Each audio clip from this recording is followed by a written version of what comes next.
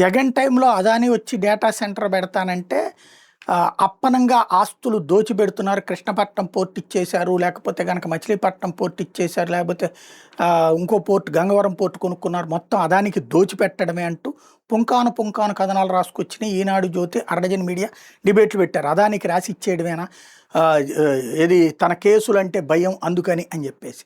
మరి అదే అదానీతో ఇప్పుడు విపరీతమైన ఒప్పందాలు, స్థలాలు ఇస్తున్నారు. అదే అదానీనే ఇప్పుడు మన డేటా సెంటర్ పెట్టేది. గూగుల్తో ఒప్పందం కుదుర్చుకుంది, గూగుల్ అదానీతో ఒప్పందం కుదుర్చుకుంది. అదానీ వాళ్ళకు ఓకే చేసిన డేటా సెంటర్ అక్కడ. అట్లాగే అదానీ వాళ్ళకి పవర్ ప్లాంట్లు ఇస్తున్నారు, మిగతా ఎన్నిచ్చుకొస్తున్నారు. ఇప్పుడు ఇస్తే శృంగారం, అప్పుడు ఇస్తే వ్యభిచారం. అట్లాగే మరొక విచిత్రమైనటువంటి అంశం షిరిడీ సాయి గురించి ఎన్ని పుంకాను కథనాలు రాశారు, ఎన్ని వందల డిబేట్లు చేశారు, ఎన్ని కార్టూన్లు వేశారు. షిరిడీ సాయి వాళ్ళకి అప్పరంగా ఖర్చు పెడుతున్నారు, భూములు ఇస్తున్నారు కరెంటుకి అన్నటువంటిది అడ్డదిడ్డమైన కథనాలు రాసుకొచ్చారు. ఇప్పుడు అదే షిరిడీ సాయికి క్యాబినెట్ సాక్షిగా 540 ఎకరాలు కేటాయించారు.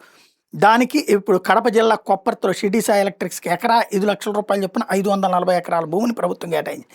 గ్రీన్ఫీల్డ్ మ్యానుఫ్యాక్చరింగ్ ఫెసిలిటీ కేంద్రంలో electrical steel, cold rolled grain oriented CRGO, package సబ్స్టేషన్లు, రింగ్ మెయిన్ యూనిట్లు, ప్యానల్ బోర్డులు, విండ్ మస్ట్ అండ్ ఎలక్ట్రికల్ పరికరాల తయారీ యూనిట్కి 4,914 కోట్లతో సంస్థ ఏర్పాటు చేస్తుంది.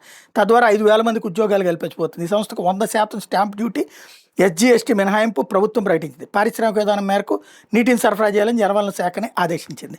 మరి అదే పరిస్థితి అయితే కనుక ఇక్కడ మధ్యన ఒంగోలు దగ్గర వీళ్ళకే షిరిడీ సాయి వాళ్ళకిస్తే దాని మీద రచ్చ చేశారు.